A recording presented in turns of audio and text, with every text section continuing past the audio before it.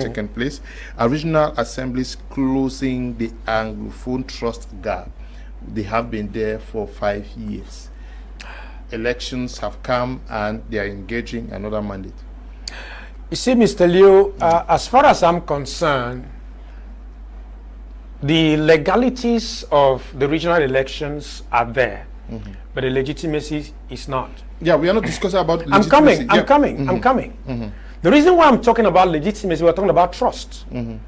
For trust to be built in any community, there must be transparency, there must be truth, there must be honesty for you to be able to build trust. So you're talking about, has the creation of the regional councils and the election been able to close the gap of Southern Cameroonians now being able to trust the government?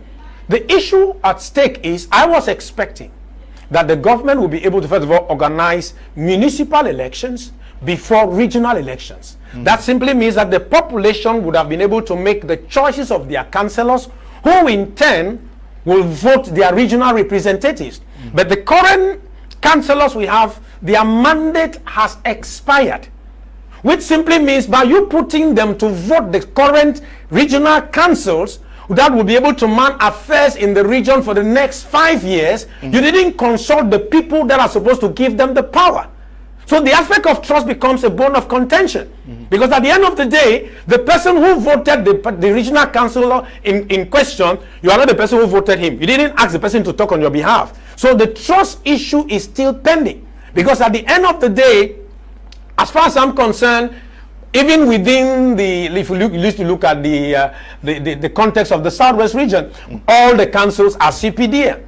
You understand? Same for the Northwest. You understand? Then now, the results of the presidential election tells you, you understand, without mincing words, what the aspirations of the common man is. And so, I feel that it's been a political game for the regime in place to endeavor that, okay, they keep in perpetuity the people that they wanted, who do not resonate with the ambitions of the common man. Because you and I are very much aware, especially I that come from FACO division, that if you look at the tallies of the presidential election that was supposed to do, if that was supposed to serve as a follow-up of what the people want, most of the persons in FACO division voted for FSNC of Issa Chiroma Bakari, which simply means after 1992. You understand? After 1992, which simply means there is already a disconnect between the population and those that claim now they are representing the population. But the population would have been able to make a contrary decision as far as who is supposed to represent them concerning the regional elections. But as it goes without saying, we are talking about legalities, whereas legitimacy becomes a bone of contention. It is true. You are raising these issues. You would have wanted or wished for the municipal and legislative elections to hold before this. But I'm talking about the fact that these guys have been there for the past 5 years. Yes, their existence. Can we say that we have seen at least some trust, some rapprochement between... all right. Yes. In all fairness, has anything changed? In all fairness, nothing has changed. Okay. In fact, we have moved from an expectation to a no expectation at all, because when this special status was announced, and the way it was branded, and the way we were lectured on of the role of these regional councillors, especially the regional assembly, the way we were explained about the president of the regional assembly being the chief executive officer of the region, and that's why it's a special status, and that's why it's different from the regional council that you have from other areas. Now, we were told that the chief executive officer of this region is the president of the regional assembly, who also has powers in the economy, and also is the regional assembly will manage education, health. We're told. So we had expectation that, okay, which means that power was actually coming away from the senior divisional officer, from the governor, from the regional delegations of some ministries, back to the hands of their elected officials, who at the time have just been elected after the 2020 municipal election. We had high expectation that these men will actually see how they can negotiate the end to the crisis in the northwest and the southwest region, because for them to fully function and meet with their aspiration, they will need a peace and serene environment. They will need to move to the nooks and crannies to know the projects that need to be done and to come up with projects that need to be long-term, short-term, and of course a project that can be sponsored within a generational time. But the sad reality is that we have our councillors think about the next election than the next generation. And that is sad, because it's all about the next election. It's not all about the next generation. It's all about the next election. And when you think about the next election, you do not very or little or nothing for the next generation, because you want just the people who are around to vote for you. But the next generation are not the ones that will vote for you. The next generation are the ones that you are doing policies for. Now the issue is, why do people don't have trust? One, what have they done since they came to power after the municipal election, after they were voted in the last mandate? The last mandate, you ask 5 key, because normally in these circumstances, it is a common man in Bumaka that should be able to give us the balance sheet, because they are the ones whom these regional councillors are supposed to impact directly and indirectly. Because at this level, we need to see the president of the regional assembly or the regional assembly vote budgets that will actually take care of issues. Let me go one by one. Let's take the issue of the indiscriminate disposal of refuse in the northwest and southwest region. Have you gone to Limbe? You are from Limbe of recent. We are now trending as call me dirty city. Yes. So now let's say they'll tell you that, oh, there is a city mayor. There is a mayor, the mayor 1, mayor 2, mayor 3. What is the regional have they been doing? There was a time where the whole city, the whole town, Bomboya, Limbe, Bamenda, in fact the whole country, until we had programs here about the issue about the refuge, which became an issue until the Prime Minister called for a meeting to say, let's address this debt issue. Let's keep away that one. For the past mandate that ended till now, the people of Fako division are suffering from electricity. In fact, major neighborhood in Fako don't have electricity, not talk of Bamenda, not even talk of some Bamenda. In their last mandate, they are not members that work with NU, but they have the powers to see what can be done to make sure, because the economic activity is hampered, they will not have money for taxes. What have they been doing with their past mandate for this electricity? Key number 3, let us look at the farm to market roads. The farm to market roads from the northwest to the southwest region.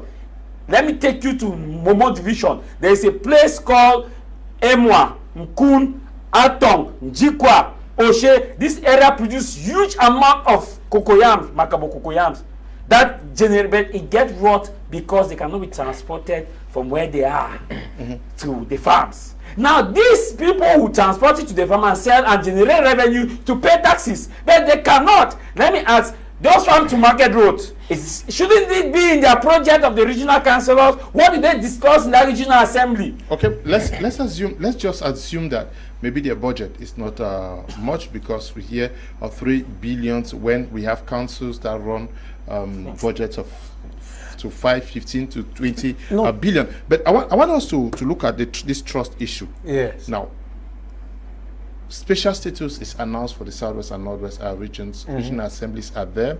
We have the House of Chiefs and all of they are there. And for trust to come, people need to really understand and see what you are doing. Do the people really know who the presidents of these regional assemblies are? Do they really know who represents the respective divisions? Do they really know what to expect from the regional assemblies? And if they don't know, who is to blame? You see, Mr. Leo, first of all, we must establish it that the aspect of education, well, as far as I'm very much aware, some of the regional councils have taken over the various hospitals that are in our region. They are the chairpersons now of the various hospitals. Regional councillors are taking charge of that. I think as far as library education is concerned, they are also becoming chairpersons of various education facilities in the nation. And I can also remember, if there is any project I have seen that reminds me of the regional council, is the fact that I think some classrooms were constructed in Limbe, GBHS Moliwe, because you have it on the wall, constructed by the regional council. And also, since I'm coming from Limbe to Douala, I think before you get to the Mongo Bridge, I think those stores that are along the road there, it's indicated there that they are being constructed by the regional council. And the question you're asking is very pertinent. Do we know who is the president of the regional council in the Southwest region and Northwest? And who are they? What are they supposed to do? I can tell you, vividly speaking, that I know some regional councillors whom I've spoken with. I've even asked some of them, can you come on air on radio to be able to educate the public about what you're doing? And they tell me, no, I cannot come. And they have one complaint to give to another. Another aspect we have also noted from observation is that the president of the House of Chiefs lambasted on the media a couple of months back. I mean, that should be last year, if I'm not mistaken, saying that he just goes to work and he does not have a budget to be able to operate and function. And that is a great call for concern. And there are multiple issues which I must take from an observer's point of view, that trust is an issue, because the Southwest Chiefs, for instance, decided in their communique that His Excellency President Pobia was their candidate. Question: are chieftaincy stools supposed to be politicized? And when I confronted a few of them who were in the council, I'm coming, Mr. Leo, they said, was it from the Southwest Chiefs Conference? Yes. Or from, we are talking about the regional assembly. Yeah, it's regional assembly. I'm talking about regional assembly. But we should note that there is what they call the Northwest Funds Union, which is different from the House of Chiefs. The House, same for the Southwest. Yes, the House of Chiefs is a subset of the regional house. No, there is a difference. There are two chambers. The conference that is different from, which has a president. Yes, completely different from the House of Chiefs. Yes. So what I'm trying to say is that decision was taken by them. And I remember asking one of the monarchs, how can you politicize the stool? He said, we were told to do it. And I'm like, okay, you were told to do it. We just had to do it. And my question is, if you were told to do it and you could not be able to say, no, I won't do it, then I can't be able to trust you to be able to represent me, because chieftaincy stools and fundoms are supposed to be apolitical. I remember that was one of the advocacy of Honorable Joshua Osi for polling units to be taken away from chiefdoms, because at the end of the day, if you as a chief, you say you are publicly supporting a particular political party, it means when other political parties come within the chiefdom, you will not be able to give them the leverage to do what is required for political activity. So the issue of trust is very worrisome, because at the end of the day, you realize that most of these regional councillors that have been selected did not do primaries, because within the setting of the CPDM, you don't go for a local popularity contest wherein the people give you the choice that you're going to represent them. They operate with the aspect of investiture. And when you operate with the model of investiture, at the end of the day, it is Yawone that decides who becomes a regional councillor, or some individual big guns who are the elites of the region who becomes a regional councillor. And at the end of the day, the common man's interest is not respected. But even if you were selected through investiture, whatever the means, what stops you as the regional executive to go down to Kumba, to go down to Mamfe, to go down to Eyumojo, to tell the people that we are the members of your regional assembly? This is what you should expect from us. This may be your expectations, but this is what has been allocated to us. We are talking about trust. Yes. Now, how do people trust when they don't even know who is representing them and what is expected of them? Let me just come in there. The thing is, it is very difficult in Cameroon. It's becoming a culture where if members are elected in an office, a public office, they see going to the field to talk to the people like a taboo. The worst is even having the media like a taboo. They will hide behind the fact that no, there's a crisis. Let's keep away the crisis. There are other means of getting to these people. If you invite them, they will not come. For the past 5 years, the last mandate, how many of these regional councillors have you seen them in an exclusive interview to actually give an account, to actually educate the people? But okay, this is our role. We did this, we did that, we did that. How many? The best they can do is during an event, they just got 2-minute except interview. No, we had a meeting, the meeting went well, we want to thank you people. No, the head of state, they did a project, that's all. But like you asked, how does the man in Munya know that this is my regional council president? This is his role. This is what he has to do for me. This is how I can hold him accountable. Like you talk about the fact of trust. Trust comes with accountability. And also you cannot hold somebody accountable when you don't know what that person is supposed to do to you. If not, how will you hold them accountable?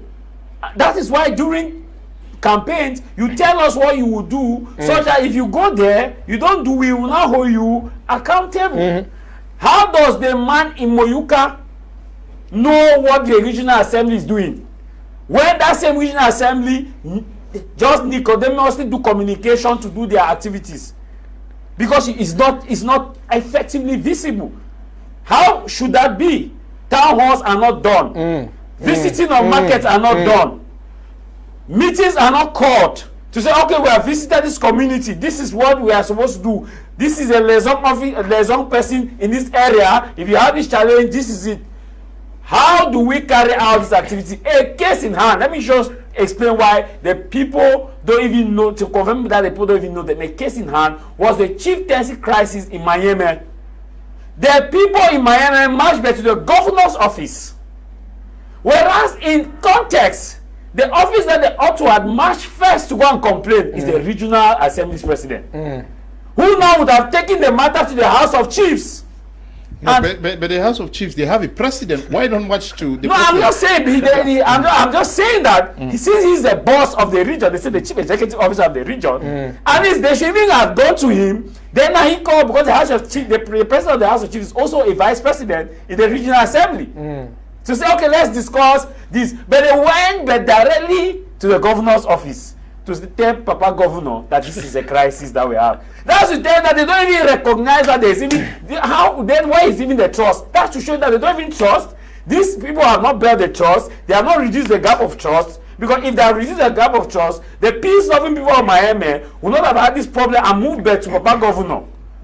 Another issue is when the people of Bomaka, Munya, and the rest went and met with Papa Dio because of electricity. Dio of Boya is not in charge of electricity. Now, if you have that challenge, there's a regional assembly. You have those councillors who manage the economic activity, because without you doing business, they will not be able to pay taxes. They will not have the budget that they need. The council will not defend the budget. Instead of moving to these people, they move to administrative office. That means that they recognize that this office does not. Yeah, because why I'm discussing this is that, okay, we said that there was so much centralization of power in Yaoundé. The move of coming up with these regional assemblies has to do with bringing the decentralization process to the completion point, and then moving administration and almost everything closer to the people. Now, you people are existing in the northwest and southwest regions.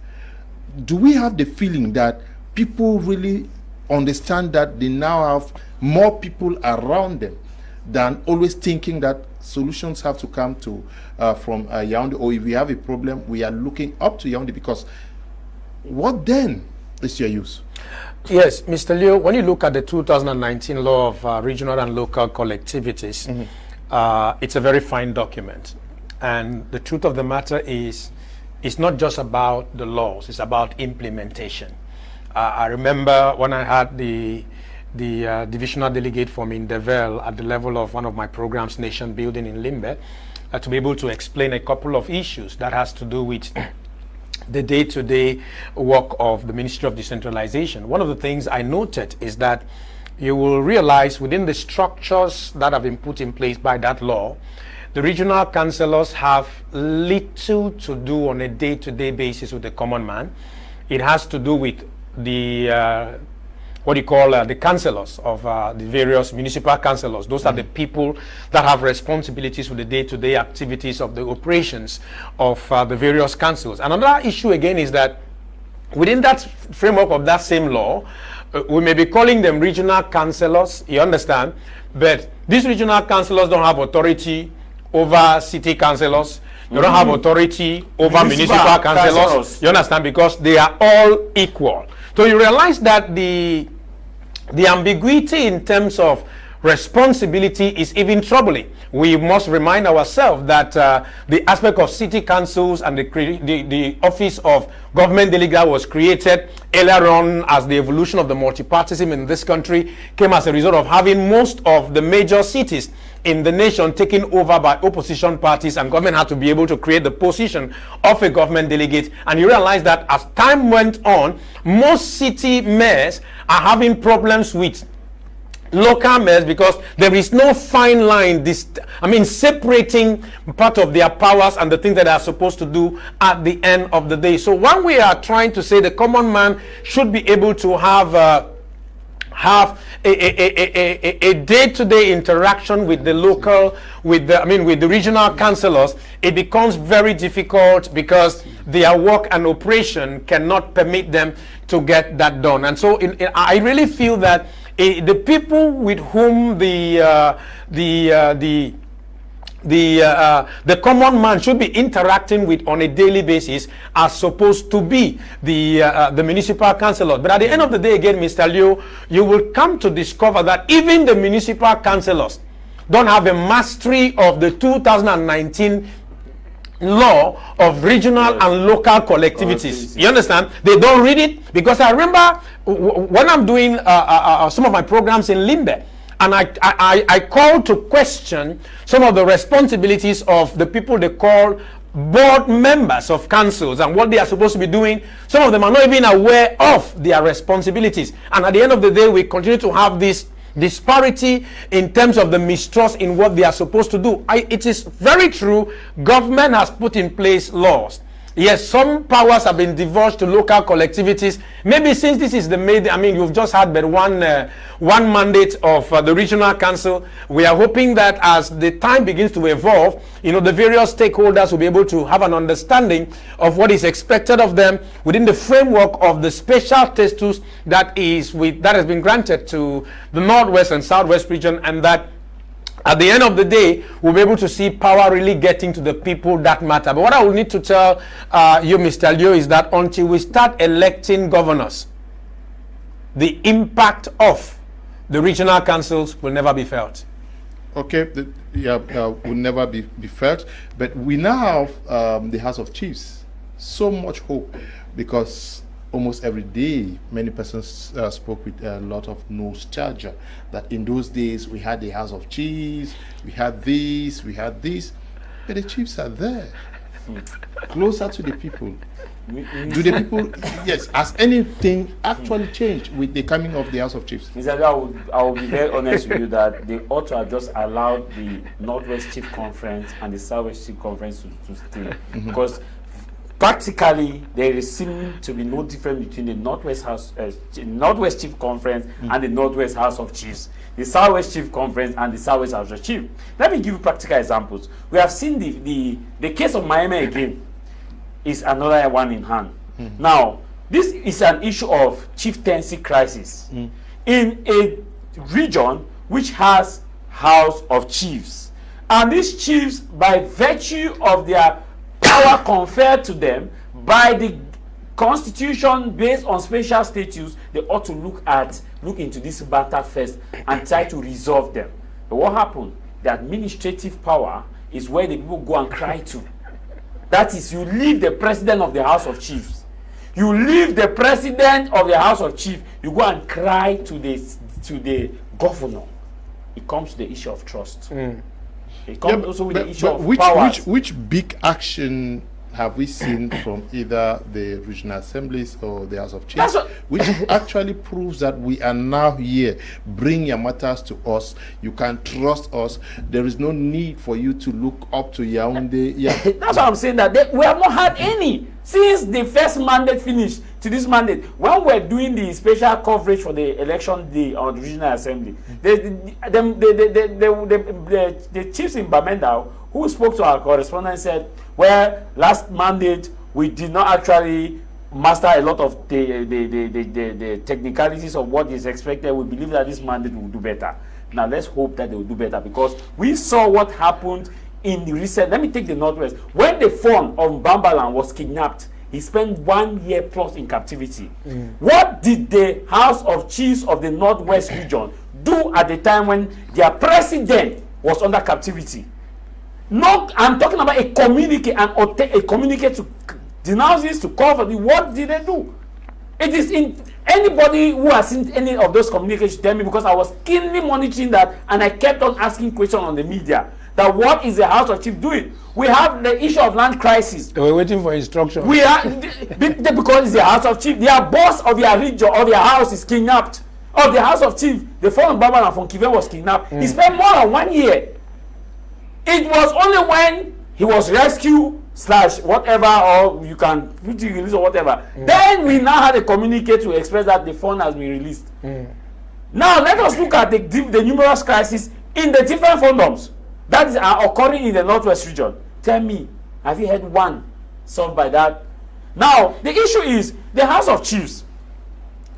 Like Mr. Njume would say, I was said a while ago that in as much as I am blaming them for not actively taking an engagement, there is also a political hidden hand in this issue. But because they will come and tell us that their hands are tied, but I believe that it is also a person in that thing, in that position, and not just the position. For example, there are people in this PR's government. There are ministers who were in particular position, you did not hear of them. See, they were sent to a particular ministry. But there are other ministers who came, you doubt whether it is still that same ministry. But they are active in that ministry. They have taken full charge. They are actually carrying out their job. And people you'll be asking, but why is this man overdoing? Okay. But when you look at the job description, it's different. So in the Northwest and Southwest regions, we have the House of Divisional Representatives and the House of Chiefs, which make up the Regional Assembly. The main duties are development and planning, draw up and implement regional development plans. These are things that should be made public for people to understand. Manage regional budgets and public investment projects, promote economic development, agriculture, tourism, and local industries. And then oversee regional roads, water supply projects, rural electrification, and community development. Manage certain secondary education services, infrastructure maintenance, school support. Support cultural, sports, and youth programs. And promote participatory development involving local councils, traditional rulers, and civil society. Ensure coordination between councils and central government, and monitor the implementation of decentralization in the region. And then we have protection of cultural identity, which is the special status.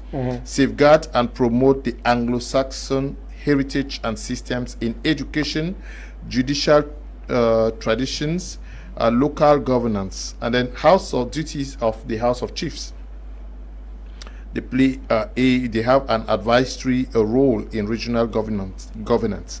Give opinions and advice on matters related to tradition, land, customary law, and chieftaincy affairs.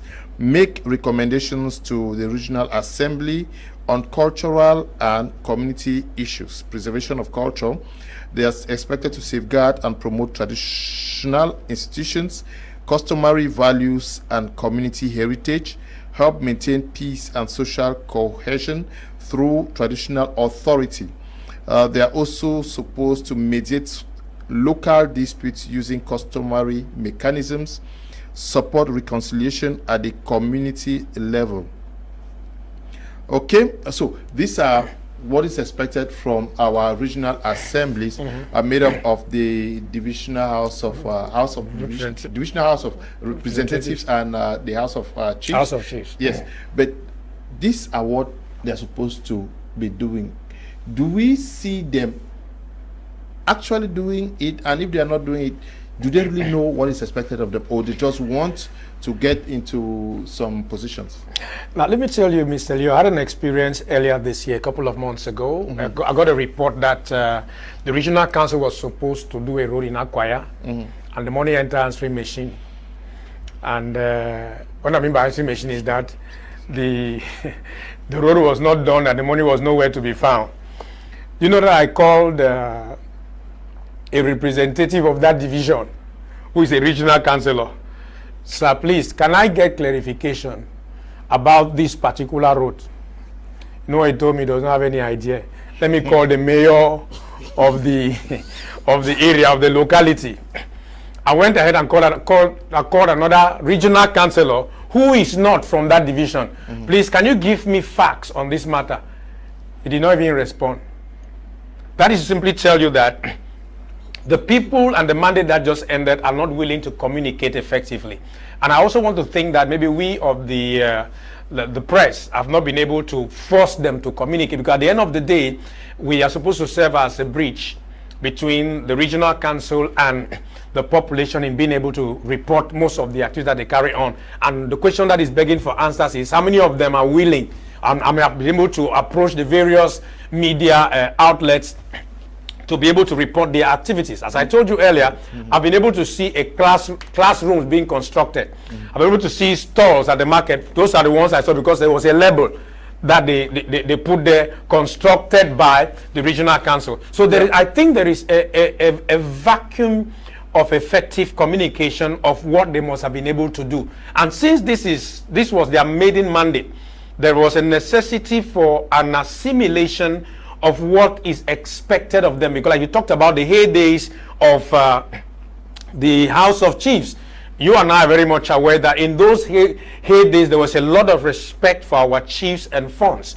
But you and I are very much aware of the practical reality. Are political. Are political, of course. But you and I are aware today that most of our chiefs have lost their respect because of their political affiliation in regards to the stool. We are very much also aware that some of them had to go on exile, I mean, become internal IDPs because of the fact that they couldn't resonate with the aspirations of the population which they are called to lead as traditional authorities. So the question of trust has to do with communication. Once you don't communicate, you give room for people to make assumptions. And so I think that those who are the regional authorities and councillors who are watching us right now will be able to maybe learn from their mistake, because per the job description that you're giving there, the common man out there does not have adequate information with regards to what they have been able to do so far. As far as I'm concerned, if there is any activity that I can vividly remember of the House of Chiefs, there are just two in number. The first one was the fact that the president of the House of Chiefs for the Southwest was able to write a letter to, addressing it to the senior divisional officer for FACO, telling him that he should not be able to address chiefs in that manner, and then to also tell you the regional president also wrote to the House of, the president of the House of Chiefs that you are not supposed to use letterhead. You get it? And then the other activity, which I think it is what is the advent of the promotion of the cultural festival, yes, which have been postponed to next year. And I'm just of the opinion that since most people are just trying to have an understanding of the various responsibilities assigned them, as time evolves, may be able to see them communicating more. Okay, they will be able to communicate more. Now, when all you cite the construction of classrooms, and you said construction of the stores. I think when that is what you have to do, when MPs do the same, councils do the same, where do we really situate a regional assembly? That is why I told you that the text that we have, the regional councillor is not senior to a municipal councillor. They are all equal in status. And that is a problem in terms of functionality of the 2019 law of regional and local collectivities. And like you mentioned, everybody is doing the same thing. So at the end of the day, who is supposed to be assigned to do what? You get it? So there is a need for some things to really be clarified in terms of work that is supposed to be done at the level of the municipal council, at the level of the city council, at the level of the regional council, so that this distinctive will be able to help the common man know where to pose a problem. Another challenge you mentioned earlier about the aspect of roads.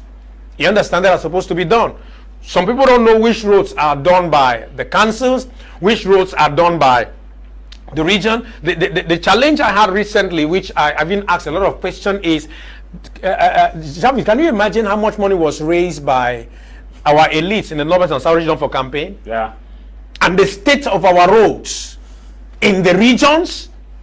So we prefer to raise money for campaign, and yet we can't have access to road, potable water. Another issue which has been very much troubling now is I've realized that to have pipe-borne water at home now is a challenge. What is raining now across the board is borehole.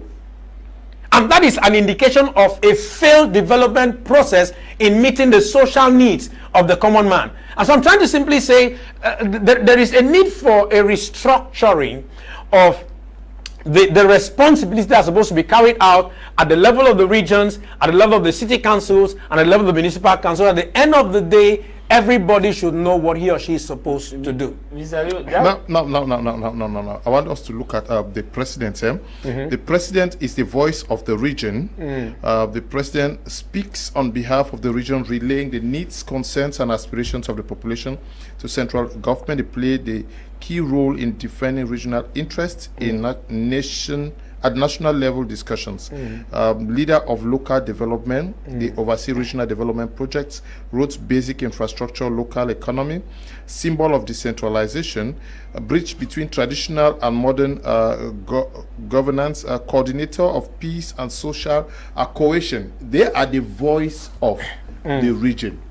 Do we really hear them talk? Do we see them speak out when issues are not going well within our regions? Is it the fact that their voices are drowned by the powers of the governors, or they are unable to assert themselves because the text says they are the chief executive? That is the law. Yes, Mr. Liu, before Javis comes in, you must realize that the way this nation operates, people pay allegiance to political authority than state authority. Because if you look at within the premise of the Southwest region, all of them are CPDM oriented. So at the end of the day, you will do what your party line is instead of operating within the framework of the state powers giving to you. Because you know, if you don't do what is expected, Yaoundé will give you a call. And like I told you earlier, the aspect of investiture has been able to really fragment many persons whom would have been willing to do the right thing. Because we are talking about trust. Yes. How do you want people to trust when you are in a cocoon? I think we last time, I'm sure there was a program we did where we talk about the fact that we asked the question, who is doing what, where, and how, the ambiguity, the cost of governance. Now, in this question, you asked first the question about the voice, the chief executive officer of the region. You read the duties or the job description of the president of the regional assembly. Let me go to the Northwest region, for example. We have been having a series of kidnappings of recent, killings of civilians by the armed separatist groups, and at the same time also some incidents that have occurred. In a normal situation, the president of the regional assembly will grant a press conference. In a normal situation, the president of the regional assembly will visit those involved. In a normal situation, the president of the regional assembly would have been in talks with the Archbishop Nkea Foyam to discuss the situation of the kidnapped priests and update the public as the chief executive officer of the region. In a normal situation, the president of the regional assembly, who was supposed to be the one, because he speaks on behalf of the region, not the governor. He speaks on behalf of the region. But let us be real. No, but the governor has you don't say the governor does not have no, I'm the not right. saying, I'm saying he should act according to what the text says. On behalf of the region, the text says he speaks on behalf, like he's a party power of the region. He's the symbol of unity, of decentralization. He should do his job. Yes, I'm just saying that he should do his job, but rather we don't see him doing the job. Now let us come to also another context here in terms of the what, based on what you read. The president of the regional assembly also have the the power to also see into it that the city is well structured, or those who are charged to do their jobs are actually doing the job. Let me give you an example, the construction of roads. Like Mr. Njume said, you have, let's take Limbe. You have Limbe 1, Limbe 2, Limbe 3. All these Limbe 1, Limbe 2, Limbe 3, they have their respective projects that they carry out.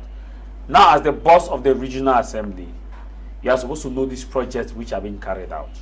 Let's say because it is also spelled out in what you read that he also has to carry out developmental projects.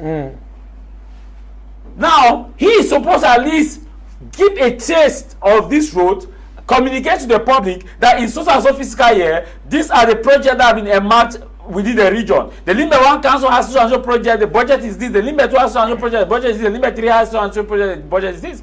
Mr. Njume, do you see that occurring in Limbe? For where? Let us now also come with some realities on this. The ambiguity. For example, like you talk about classroom. I'm happy Mr. Leo raised the issue. You talk about classroom. Let's say it's the classroom for primary school. You have basic education, Ministry of Basic Education. You also have housing and town planning. You have public works. You also have reconstruction. The committee of reconstruction, which reconstruct classrooms in the northwest and southwest region. You also have the mayors. You have the city mayor. You have the Ministry of Decentralization. You have urban development. You have urban development. Okay, I want to read the text because I've written. Somebody is writing that the presidents of regional assemblies, they are not the chief executive officers. So I want to read the general code of decentralized territorial collectivities, law number 2019/024 of 24 December 2019 says about the powers of the president of regional assembly in Cameroon. Here are the main powers as stated by the law. One says they are the chief executive officer of the region. The president is the executive head of the region. They implement decisions of the regional assembly and ensure the smooth functioning of regional institutions.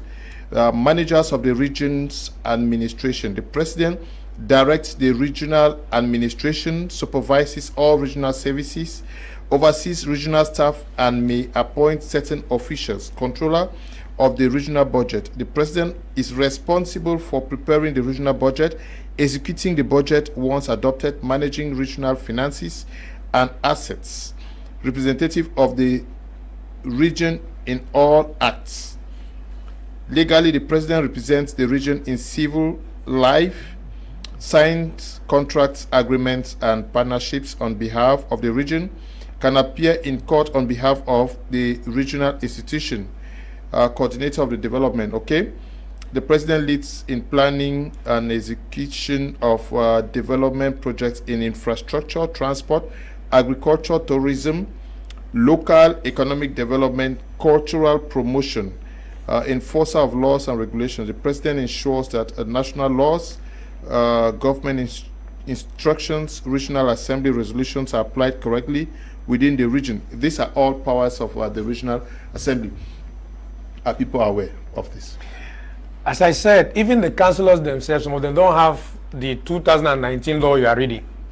They don't have it. I remember I had a situation in points at the level of my program in Limbe, where the creation of village and neighborhood committees, which is a requirement of the 2019 law of local and regional collectivities, people don't have it. And they're like, why did you get it? It is available on the president's website, prc.cm. You can search all the laws that the president has signed for the past number of years and be able to just download. But at the end of the day, Mr. Leo, many of us have not, many of our councillors or representatives, be they call them municipal councillors, call them regional councillors, have not been able to take out time to be able to read what the law has asked them to do. Let me give you a case in point. I had some municipal councillors on a radio panel on my program Nation Building in Limbe one day, and I asked one of them, do you know the nominal role of your council? He said, no, I don't know. He said, why? He said, I don't think it is. In fact, to him, He doesn't know that as a board member of the council, known as a municipal councillor, you are supposed to have the nominal role of your local council, but I can tell you many of them don't care. What simply happens, they are waiting for sessions to come, sit in session, in fact, do what we call adopted as presented, sign, collect their money, and go back home. They don't even go through to be able to read through the various budget. I can tell you the embarrassing situation some of them had for me in Limbe. Imagine Mr. Leo having in the budget head of the city council cutting down of a mature mango tree 2.4 million, and the councillors validated it.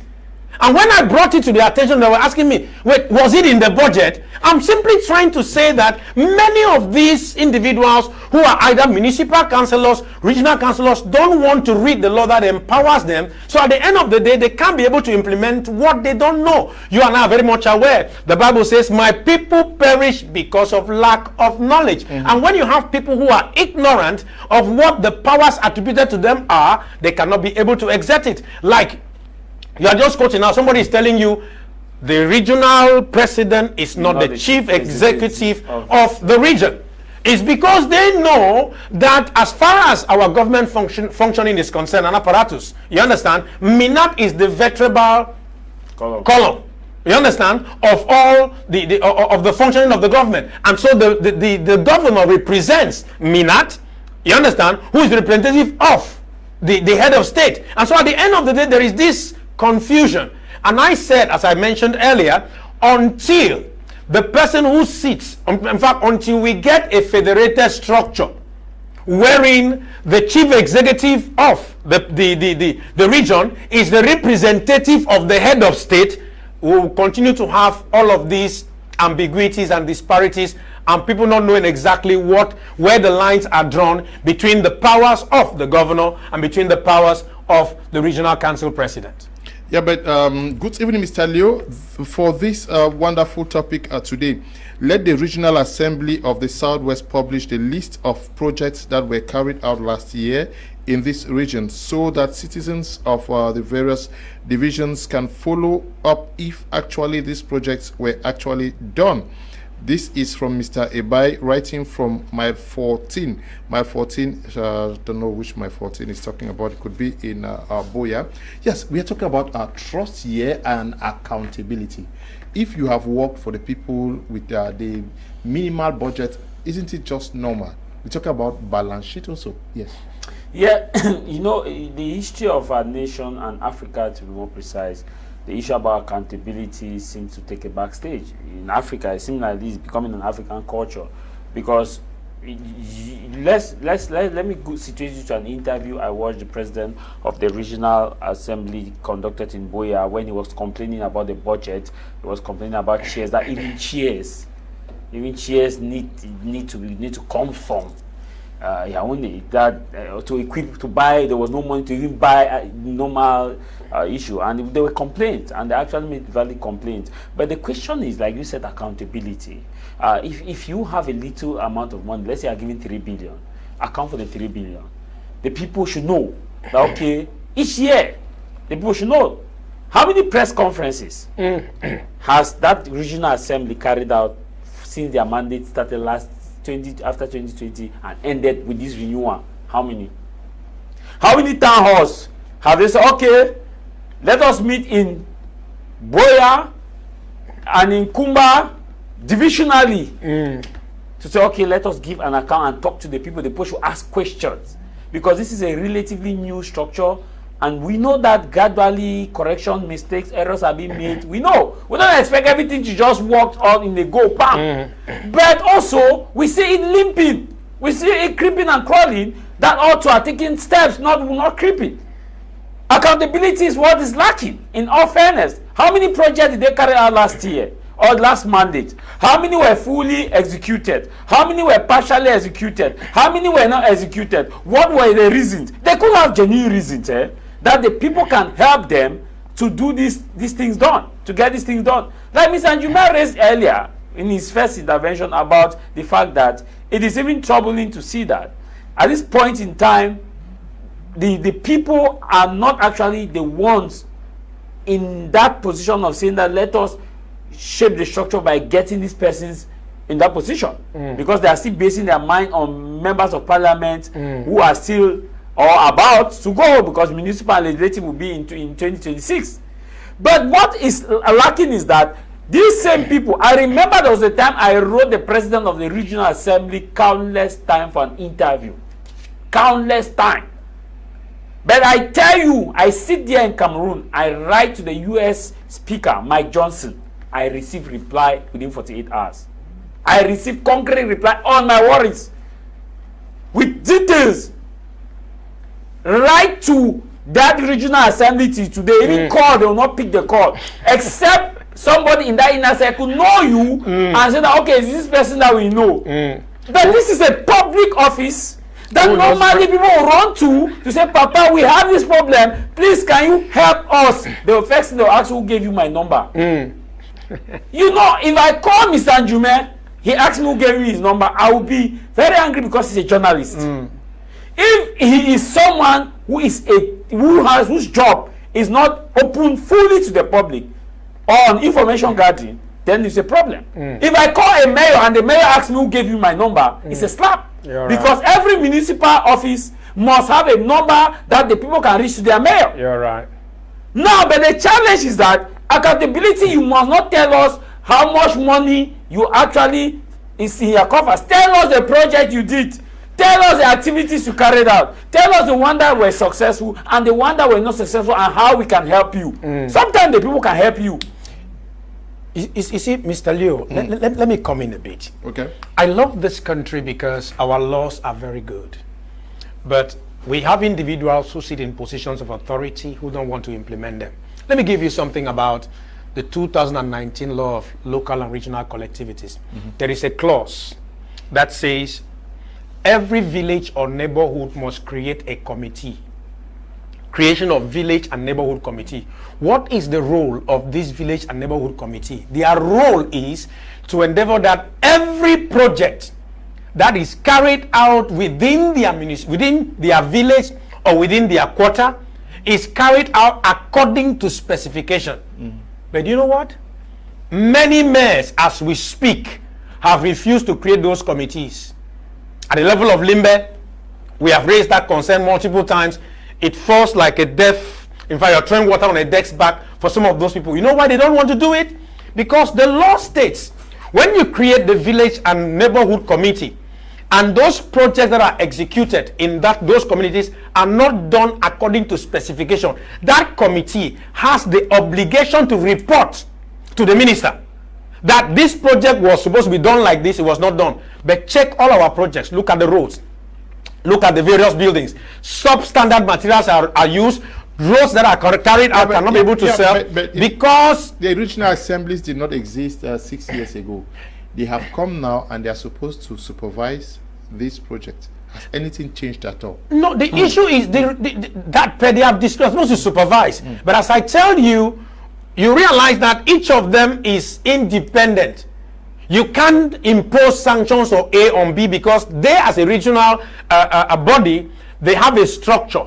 It's the same thing like, let me just use a case in point, the city councils and the local councils. Remember, the city council. Remember, we have the House of Divisional Representatives, yes. Which means that delegates are voted from all the divisions, subdivisions. Which means that they are supposed to also make sure that supervise and monitor what is happening at their level. Beautiful. That is what you will expect on a normal setting. But within the framework of the law, I can tell you that the regional council cannot say they are setting up a commission to go and investigate Limbe 1 council. Within the framework of the law, it is not tenable. You understand? So what I'm trying to say is, you're talking about accountability. If every village and every quarter had a neighborhood or village committee as required by the 2019 law of decentralization, it simply means, for instance, if the city council is doing a project in my quarter, that particular committee will be able to endeavor that the project is implemented according to specification. The same thing with the regional council, so that if it is not done according to specification, they can be able to report to to hierarchy. But at the end of the day, mayors are not willing to get these committees put in place because they know that if they put those committees in place, accountability will be ensured, and they don't want to be accountable. It's a choice that most of them have made. Yeah, but you are talking about the committees. Yes. What is the role of representatives of the divisions? Because even at the level of the councils, where municipal councillors are voted from where? From quarters. Yes. What then is their role? Are the people even aware of the municipal councillors? Are the people of say Ngeme, do they know who is representing Ngeme in the council? Are the people from I don't know, middle farms? Do they know the municipal councillor who represents them? And at the we are talking about regional assemblies. Do people in the respective villages and towns, do they know their respective representatives? Mr. Liu, you have raised a very important question, and this is like a tradition which goes now with elected position within the regional council or municipal. Let's go from the council itself, keep away the regional council. Let's take Limbe 1 council. Let me take Boya council, for example. Munya has a councillor that normally represent their voice in the Boya council. My 16 has a councillor. Bomaka has a councillor. Because that is how the law gives. Because these are the people that brings the matter to the council for deliberation. You're right. And actually speak on behalf of the people in their respective places. But to be very honest with you, these people activities are not known. The people don't know them. And the few that even know them, they don't even go to them to channel their problems. And sometimes to also explain the worries of the people becomes a problem. Most of them are interested more on projects, on taking contracts and executing. It is a contract execution. Like, it comes back to what he talks about investiture. Because if someone who comes from the grassroots is well invested, these people will actually take sensitization. How many municipal councils have been in Munya? And I know the councillor, I will not call his name, that represented me in Munya at the time that I was in Munya. Is of blessed memory. How many times did he actually call the people of Munya for developmental issues to talk to them what the council is doing? Because the councillor has a two-way communication. You take from your town to the council, you take from the council to your town and explain that this is what was discussed. Also, the people also need to be blamed. Like I always say, that a government is a representative of the people. Who a government is who the people are. Council meetings are being held. Do you know that by the law, it is clear that anybody can go to a council, the statutory meeting, the meeting that they talk about the budget. By law, everybody, you can go and attend and ask questions to the mayor. But also, how many mayors also give opportunity for the people to actually come to attend those meetings, which is chaired by the SDO? Because that is where those projects have been announced. That is where executions are announced, that we executed this, we executed that. The budgeting session of the council. Every budgeting session is an open hearing for anybody to come to that place and air their mind. How many councillors do tell their people that there's a budgeting session? Let's go and ask questions on this project that I came and told you. How many? Because they cannot, because they're the one executing the project. Because they execute the project, they will not want to sell themselves. I have attended a lot of budgeting meetings in councils, and most of the time, the people who matters don't attend.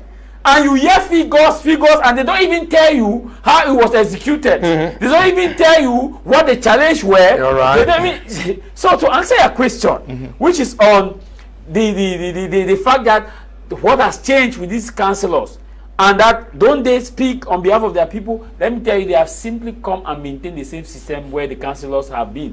Where let us be quiet, get our contracts, go us. Because if you want to speak, they'll not give you contract. You'll be the ones to us. So the one should say over no security. Okay, creation of the regional assembly is another means to waste taxpayers' money, or the regional assembly is another parasite organization in Cameroon. Bo George is writing from Limbe. Good evening, Mbombo. Kum Oscar watching from Kumba.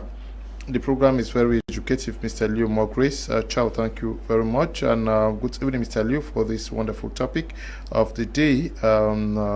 Regional assemblies of the Southwest should publish its projects. Good evening, Mr. Liu.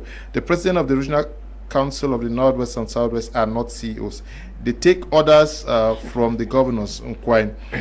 Jacob writing from Bamenda, Mr. Kum and all your panelists, can you please ask any of your panelists to explain to Cameroonians what is the role of the Regional Assembly in Cameroon? Simon is writing from Kumba. I read them out, please. I will not come back to that. But before the coming of the Regional Assembly, House of Divisional Representatives and House of Chiefs, the people had a notion of how politicians behave. That is, local, administrative, and elected officials, how they behave. Do these new guys now, the members of the House of Divisional Representatives and the House of Chiefs, do they carry themselves differently from how previous politicians did? Mr. Leo, to be very specific, the regional house to the councillors, regional councillors, are playing the same role the municipal councillors are playing. That is to simply say, two. In fact, somebody put it this way, that since the governor did not have his own council that he's managing, they have created the regional council for the governors to be able to have control, since SDOs have control over municipal councils. So it's the same approach, which simply means that the guys who are councillors, regional councillors, know that what municipal councillors are supposed to be are doing at municipal level is what they are doing at regional level. So they don't carry along an air of responsibility of being able to hold the executive accountable, because at the end of the day, like Elvis mentioned a while ago, do you realize that by the time you become a vocal councillor who is calling the mayor to task, you are termed the enemy of the mayor, because at the end of the day you are looked upon like you are trying to expose the mayor, because the aspect of civic engagement in this country is very worrisome. Because people feel that you are a councillor to work for the mayor. No. One thing which is, yes, it is very true that the mayor is a councillor himself, but was voted to become an executive. Once you are voted a councillor, your interest is to defend the population. But what we see on a daily basis is that don't come and put what we say in English Sansan in the mayor's Gary. You should be able to just walk along. And at the end of the day, many of these guys have just become enablers of part of the corruption scheme that continues to go on across many of the councils, because they don't perform their responsibility as board members who are supposed to have oversight of the actions that the various mayors are carrying on. So it goes the same at the level of the region. I spoke with one regional councillor that was 2 months ago. You know what he told me? He is of the ruling CPDM party, but he is known now as an opposition within the party, because when he brings things to the limelight that are supposed to be trashed by the regional council, he said, but must you say it? So we have a situation where people now think that you being loyal to party, you understand, is covering up for evil. And that is why we cannot advance as expected as a community, in as much as the law gives us all the powers of what we are supposed to do, because we are trying to maintain party discipline. So how do they carry themselves amongst the people? Do they make the people trust them more? We would have loved to see a different brand of politicians who would have corrected the mistakes of others to be outstanding, because these are the real people, to the grassroots, to the people. The regional council are the ones that are actually the grassroots to the people, who should be that bridge of taking power closer to the people. Because the idea about this was to take power closer to the people. That's the idea about this regional assembly, that okay, let us remove power from the central body and give it back to the people, where the people who have access to power and will be discussing with power. Greater autonomy. With greater autonomy, they can manage based on their specificity, and by Jew and by cultural. But the sad reality here is that it has instead gone from iPhone 17, iPhone 15, where our system was at iPhone 15. Now we have moved to iPhone 17 Pro Max, where these people are, see, to have these people actually talk to their people. Because, for example, like we are saying here, the people of Moliko is peaceful, Mr. Liu. Moliko does not have the voices as other areas do, right? But do the people of Moliko know the regional council president? Do they know the regional councillor in that area? Do they even know the divisional representative in that area? Do they even know? They don't even know. Now, this is it. Normally, we're supposed to be seeing these people at the one-on-one basis. They don't know. And it is coming because of investiture. I will still go back to what Mr. Njume raised, the issue about investiture. The day we shall successfully reduce the impact of investiture, we shall have regional councillors that will play. Look like what Senator Belamuki used to do when he was mayor. I'll quote Senator Belamuki. He will go down to the field. Today will be in my 16. He was one of the very few mayors in Cameroon that was constantly with the people. You will see him in my 16 today. You see him in Moya. You see him in Mamu. That is a constant movement. That is what we expect from our regional councillors, or a councillor in a particular location to know and visit these people. Do they? How many times some of their offices are even open? Are you sure they even have budget for movement? They will tell you. But what are they doing with the budget they have? I want to take 2 calls, one from the southwest, one from the northwest. Please, if you're watching and you want to share, I want you to tell me what you know about our regional assembly presidents, and do you really know what is expected of them? If you're watching, you can give a call through the number on your screen. I will permit you. It should be a normal call, not WhatsApp, please. If you are ready to participate, just make that call now, and we listen to you. I want to find out from the people on the ground.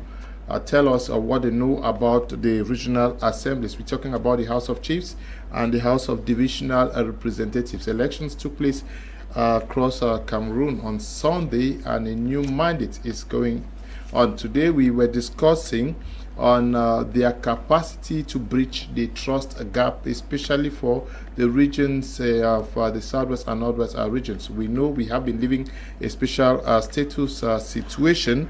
Has anything changed at all as far as the perspective? If things are getting cold, can we say it is to maybe violence has dropped? Can we say it is thanks to the let me take this first caller. Good evening, Mr. Jacob. Hello? Mr. Jacob, good evening. Hello?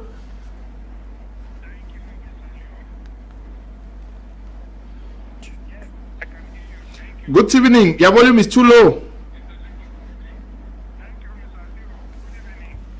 Okay, please, if you are ready to call, just call, but make sure you are away from your set so that we can listen to you.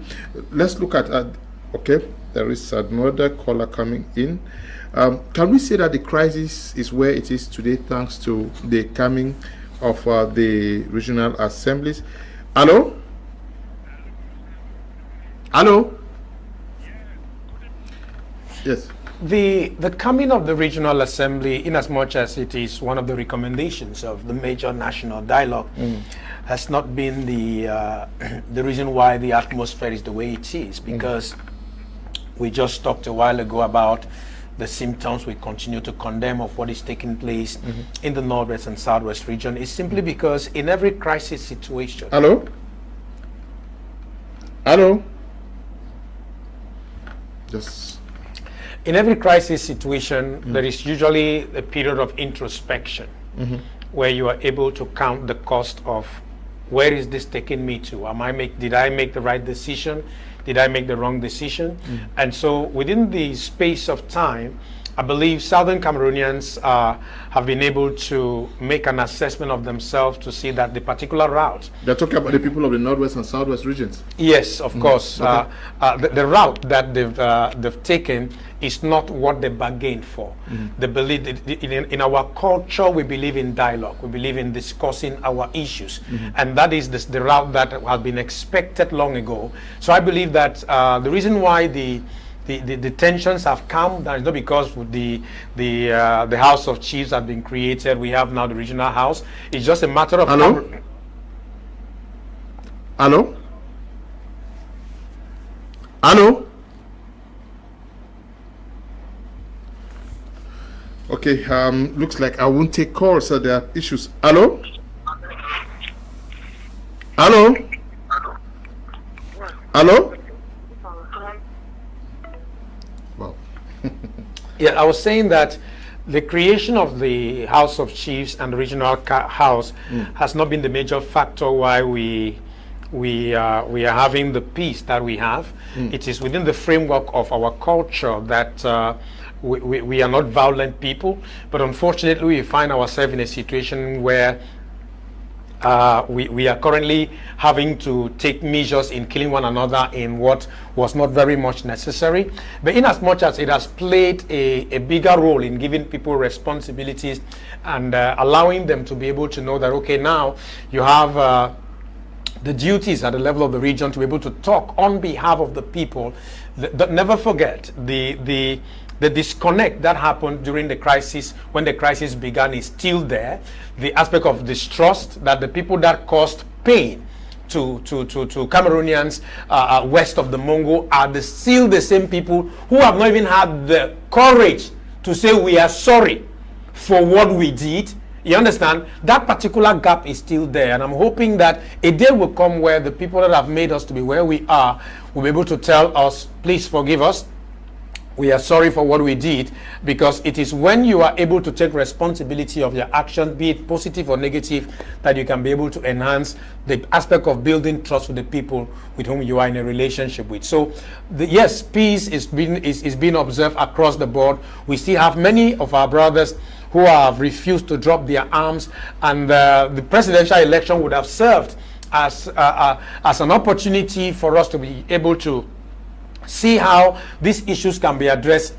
Nine years counting, and I'm hoping that the president and the new government will be able to take measures in really looking at the root causes of this crisis and enabling our brothers who are still in the bushes come out of the bushes in an inclusive dialogue wherein we shall be able to find the president of the republic has prescribed community dialogue as a way to meet what was started in Yaoundé. You see, Mr. Leo, community dialogue is important. Talking to one another, we should be able to talk with our brothers and sisters, but we need institutional reforms. Okay. That will be able to consolidate that what the people fought for is actually what is being done. But if that is not done, institutional reforms, is that not the coming into place of the special status? Yeah, is that not part of it? Yeah, it is part of it, but the issue is like giving selling a rope, the good, and holding the rope.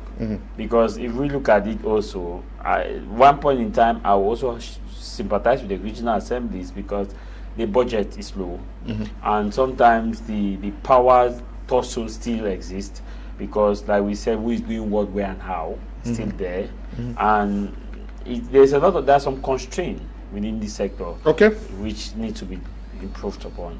Okay, I'll try this one last call. Hello?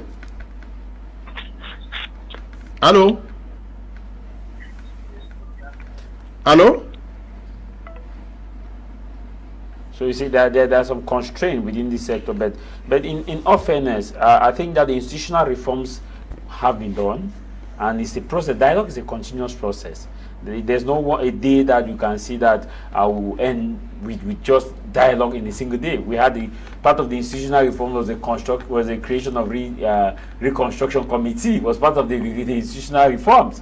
Part of the institutional reform was the special status. Part of the institutional reforms also was the redeployment of teachers of the region of origin. Part of the institutional reform was the creation of a common law bench at the Supreme Court. Part of the institutional reform also was seen in it now. So you have part of it. It's a process. It's a work in progress. And so we cannot just only say that institutional reform. Also, it's a mindset issue. And people need to take engagement. Like I said before, that the president of the regional assemblies and the regional council need to take up their responsibility. Let us instead see that some people let us see other ministries instead fighting them that know you are setting your boundaries. Because if you look at, like I say, if the mayor of blessed memory, may so rest in peace, if Mayor Ekemapati was the president of the regional assembly, I'm telling you, in all fairness, they will know that there's a regional assembly. Because people are afraid. Yes, you have to impose yourself. Better people should say that no, you are overdoing it. Look at territorial administration.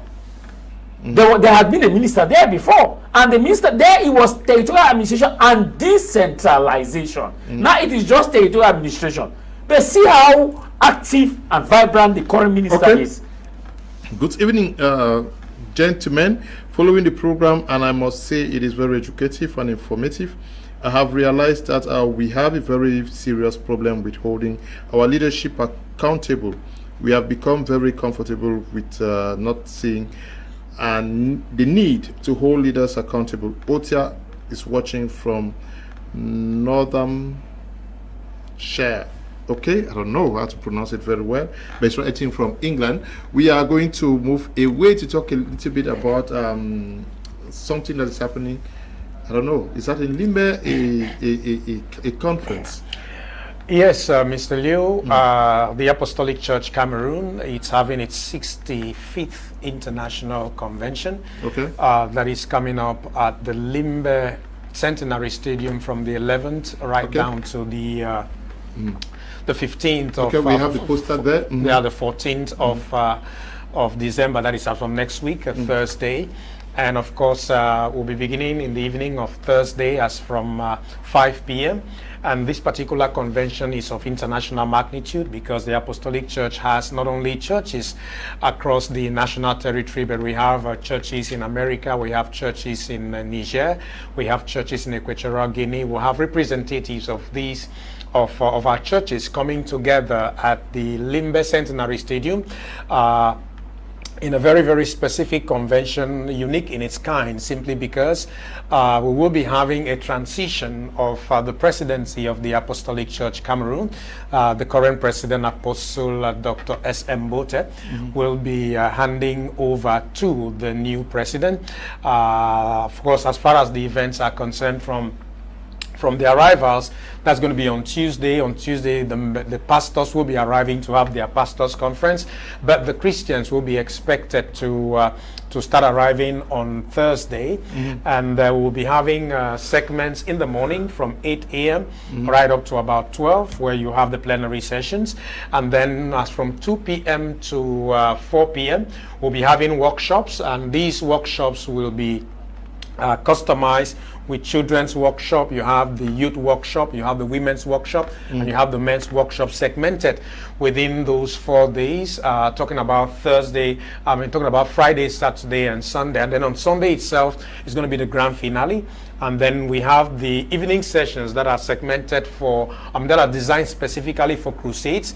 And so we are saying that the International Convention is not only for the Apostolic Church Christians alone. We are inviting the general public to join us for this particular spiritual fellowship, and for those who are needing spiritual reawakening, they should make their way out, make their way to the Centenary Stadium. And what is very pivotal, Mr. Leo, and the great televiewers that we have on Prime is the theme of this year's convention. It says, yes, I'm coming soon. I'm coming soon, with inspiration drawn from Revelations 22 verse 20. Why is the theme I'm coming soon very important? Because you and I are very much aware, those who are Christians, that we are pilgrims on earth, and Jesus is coming again to be able to give us our rewards on how we spent our life on earth. And when you think about the fact that Jesus is coming soon, there is a consciousness that comes on you that your Lord and Savior will be coming to ask you account. We're talking here today about accountability. We'll be asking you account of how you live the life that he gave you while on earth. And one of the things that scares me, about his coming, and when we all will be judged, is that there are 2 things he's going to tell us. Either well done, good and faithful servant, or get away from me, you workers of iniquity. And so this particular theme is very pivotal for every Christian, even as we are closing the year, to be able to have a thought about the things that we are doing. We are getting closer to the end of the year, and whether we believe it or not, as the year is getting to an end, we are getting to the end of our lives too. So the question is, how are you living your life? And if Jesus was to show up this night within the framework of the rapture next week, are you ready to receive him? Don't forget, for those who are believers, he's coming to rapture a church without spot nor wrinkle. Okay. So we have seen so many pastors who are going to be preaching. Yes, the preaching is what people want.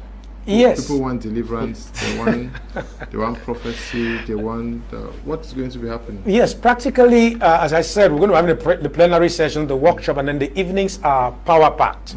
Power-packed because certain ministers of the gospel have been designed to minister in the evening because they have power gifts. Because according to the scriptures in 1 Corinthians 12, we are gifted differently. Though there are those who have the power to heal the sick, there are those who have the power to deliver those that are oppressed. So for those who are oppressed by demons, take it a rendezvous, come. Because one thing which is very obvious is that the power of God is going to be made manifest in at the Limbe Centenary Stadium as from the 11th to the 14th. And so those who are, bring the sick, bring those who are blind, bring those who are dumb, bring those who are deaf, because God is still in the business of the miraculous. He is the impossibility specialist. So no matter what bondage you have been in, there is no situation that God cannot address. But above all, it's not just about marketing the miracles, prophecies, the signs and wonders. It's for you to endeavor that your life is right with God, so that by the time Jesus comes, He will be able to meet you in right shape for you to be able to make eternity with Him in heaven. Okay, so every Christian is expected to be there. Every Christian is expected. In fact, it's mandatory. It's like our national fellowship.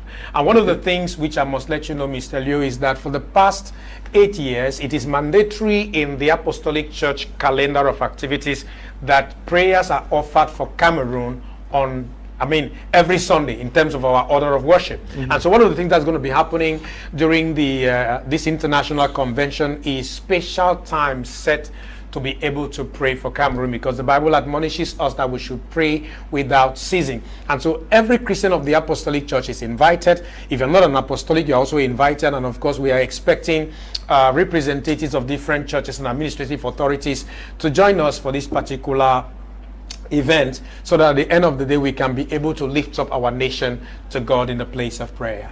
Yes, people want to know what has happened in previous conventions to also inspire their faith. Beautiful. In the previous convention, we have had those who have been seeking for the fruit of the womb receiving the gifts of a child. We have those who have been lame walking. We have those who have been deaf hearing. We have had multiple dimensions of miracles that have occurred. And that is one of the things that is characteristics of the Apostolic Church as a denomination, because we still believe in the miracle working power of God. And so for those that are expecting to see the dimensions of God being demonstrated through His servants, we just simply say, come and see, experience for yourself, so they can be able to go and tell others. One thing which is very obvious is that those who have been selected to be able to minister to the saints during this particular convention, we are having the president of the Apostolic Church Nigeria who is coming. We also have the Reverend Samuel Kopp, who is also expected to come from Switzerland. We have speakers from USA, others from the Swiss mission, and likewise we have speakers within the church itself. It is also very important that the Apostolic Church has a group of persons known as national evangelists who have been set aside, and these national evangelists are most of the ministers that have been identified, to be able to operate in power gifts. And so the church will be making use of them during most of the night sessions, so that they can be able to release the grace that God has endowed them with in being able to reach out to those that are oppressed, those that need salvation, and those that need to be able to experience healing. So I'm telling those who are watching us this moment that come expectant, because God is ready for you. And as I say all the time, your present awaits you in His presence. So after the 65th convention, we are going to witness the election of a new president. No, the elections have already been done. It's been done already? It's been done already. That is why I said the uniqueness, the passing over of the baton, because according to the decision of the National Council, the president-elect is Apostle John Bokwang, and the national vice president-elect is Apostle Diwota Jacques. And so during this particular convention, we'll be having the passing on of the baton baton from Apostle Dr. S.M. Mbote, who is the national president, and Apostle Dr. M.S. Fonyong, who is the national vice president, passing on the baton of command to the new leadership of the Apostolic Church Cameroon, so that they can be able to continue leading the church for the next 5 years. Yes, but how is the Apostolic Church waxing in Cameroon today? The Apostolic Church is waxing stronger. It's represented nationwide, and of course that is why I told you earlier on that the activities of the church are not only limited within the boundaries of Cameroon. We have another field in the USA, another one mission field in Niger, another one in Equatorial Guinea, another one in other African countries, because the church has a mission mindset of taking the gospel to the ends of the world. And so within the framework of the church carrying on its activities, we are represented in every region in the Republic of Cameroon, and it is very important for you to know that, and the general public this moment to know that the Apostolic Church began in Limbe, and that is why we are our headquarters is in Kumba, but we are having the convention in Limbe simply because the authorities of the church deem it necessary. And for those of us that are Limbe based, we are very excited each time we have our children across the national territory come back home to visit the mother of the church, that is the birthplace of the church in Limbe. Okay, we want to thank you for coming to talk to our televiewers on this special edition of Prema. Mr. Liu, I must let you know that it's been a while that I've been on set, and received a series of queries from those who used to love the contributions we give on this platform. I tell you, it was not intentional. It's an issue of my schedule that had not permitted me to be on set. And I want to use this opportunity, Mr. Liu, to thank you and ask Cameroonians and those watching to keep praying for you, for the commendable work that you do on Prime Hour on a daily basis, to endeavor that Cameroonians continue to be empowered and enlightened so that they can make informed choices in order to make this nation that is so blessed by God to become an El Dorado and a paradise on earth. That is why our refrain in the anthem says we are the land of promise and the land of glory. It shouldn't just be by mere words, it should be by us taking responsibility in our thoughts, in our words, in our actions, in living right, because only righteousness can exalt a nation, but sin will remain a reproach to any people. Thank you too, Tah Mai Javis. Thank you very much, Mr. Liu. Thanks to Apostle, civil society advocate, journalist, Njume, for this evening. I just believe that Cameroonians should please contribute to nation building, and the municipal and legislative elections will be in January. Around the February or so, the period of time, please, when the time for registration comes, let us do well to register and make our voices heard, and also hold our leaders accountable at the level of the voting. Because when you go and vote, that's when you are actually telling them that they do not work. So you are putting in other members of the municipal and the regional municipal election. I want to wish a special good evening to the newly elected president and vice president of the Catholic University of Boya Douala campus student government, Leona, and of course to you who is watching me, Leona who is watching me, and also to you, Lorraine, the vice president and president of Douala campus. Congratulations. Alfred, congratulations too, and of course to you, congratulations. Faith, you may have been defeated, but congratulations. Okay. I just want to say good evening to Mr. Kum Leonard and Mr. Etienne Victor, who have just written to me on WhatsApp telling me they are following us and congratulating us for the wonderful job we've done this evening. Thank you all for watching, especially to the production team. Stay blessed.